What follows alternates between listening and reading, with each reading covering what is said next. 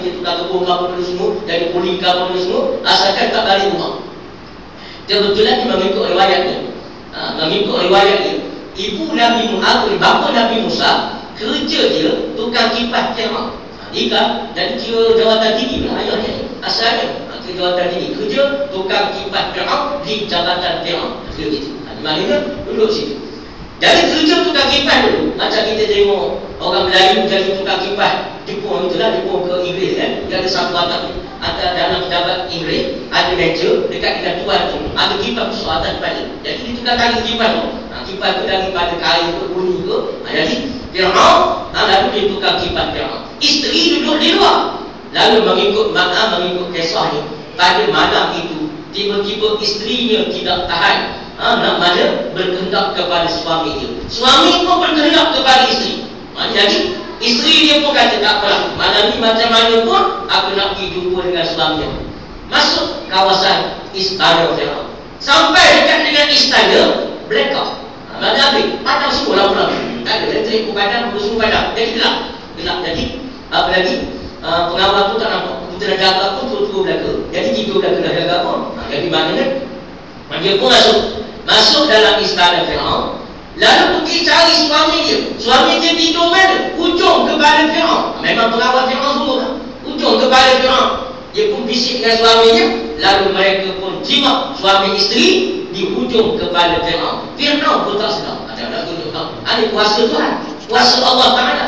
Mati dengan Fir'aun tak sedar-sedar. Nyenyak semua begitu. Jadi akhir sekali baliklah ibu dia. Balik mengandung. Bila dah mengandung, Fir'aun pun panggil pula. Dia kata bagaimana perkembangan mutakhir. Dia tanya tukar-tukar itu. Tukar-tukar itu kata, jatuh benih dah lampu malam tadi.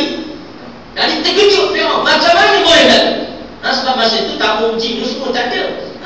Bagi tabung jin semua tak ada. Pelik dia. Lalu Fir'aun pun kata dengan itu, istiharkan akta yang kedua. Akta pertama tadi gagal. Keluar akta yang kedua. Ceraian satu. Bacaan kali kedua. Kira-kira begitu. Jadi dia kata apa?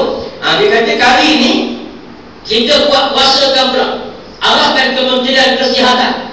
Pastikan mana-mana ibu yang mengandung, gugurkan kandungan itu. Ibu Bani Israel yang mengandung, gugurkan kandungan itu.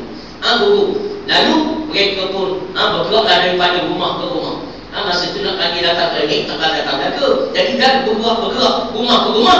Lalu mana yang mengandung, digugurkan. Akhir sekali lama-lama dah selesai dah.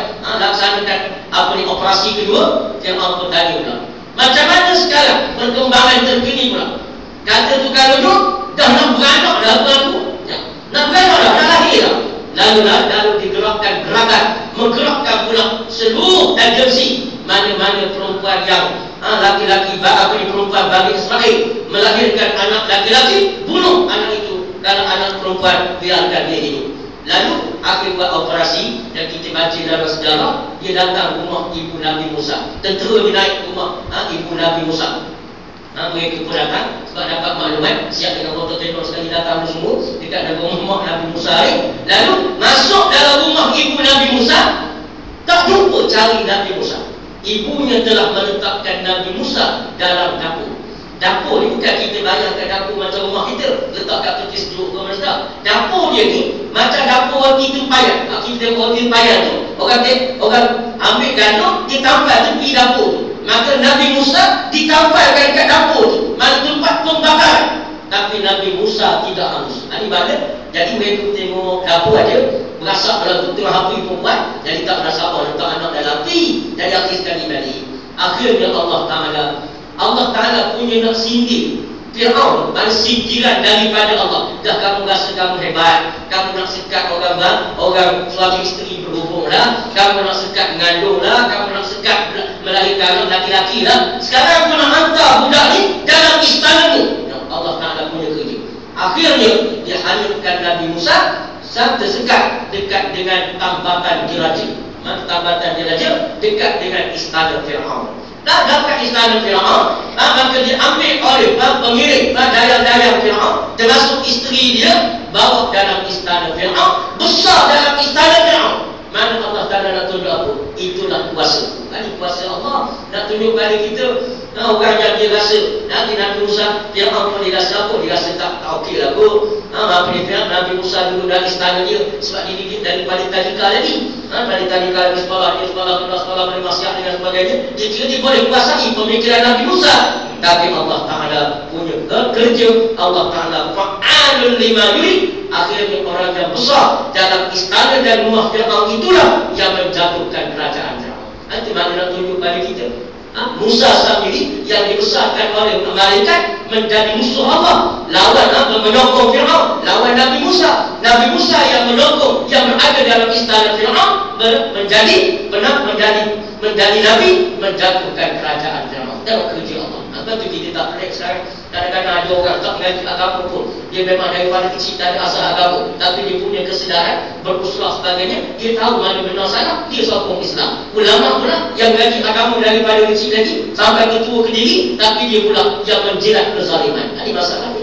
Memang dia nak tunjuk pada kita pun, itulah kerja-kerja Allah Ta'ala. Ini fa'alul lima ini, kerja daripada Allah Subhanahu Wa Ta'ala. Jadi kita yakin begitu, Allah akan menentukan perjalanan takdir, bukan kita yang menentukannya. Kita cuma doa. Kita doa sebagai tanda perhambaan pada Allah. Kita usaha sebagai tanda abdi kepada Allah. Tapi bukan kita yang menentukannya.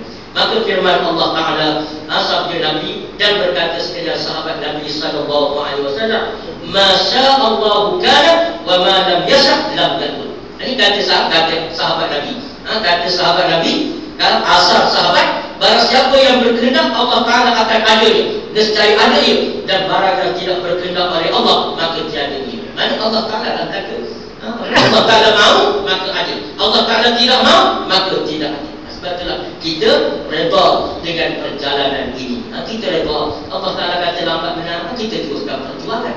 Allah Ta'ala kata menang, kita teruskan mengisi kemenangan itu dengan taat kepada Allah Subhanahu Wa Ta'ala. Jangan sekali-kali merintih atas qada dan takdir Allah Ta'ala. Kerana kita ni hamba yang taat kepada Allah Ta'ala. Jadi kita yakinlah Allah Ta'ala wujud, Allah Ta'ala qadiran, Allah Ta'ala muridan. Maka kita berada dalam qafdah genggaman Allah Ta'ala. Kita ni duduk dalam genggaman Tuhan. Kalau Tuhan balik waktu, balik-baliklah kita. Tuhan pusing balik, pusinglah kita. Itulah kita dengan Allah Subhanahu Wa Ta'ala, di samping doa dan ikhtiar, tanda perhambaan kepada Allah Subhanahu Wa Ta'ala. Jadi sekadar nanti kita akan sambung. Allah Ta'ala hidup selama-lamanya, tiada mati ia. Dan kita akan sambung pada bulan 4 insyaAllah. Wallahualam. Dan sebelum pada itu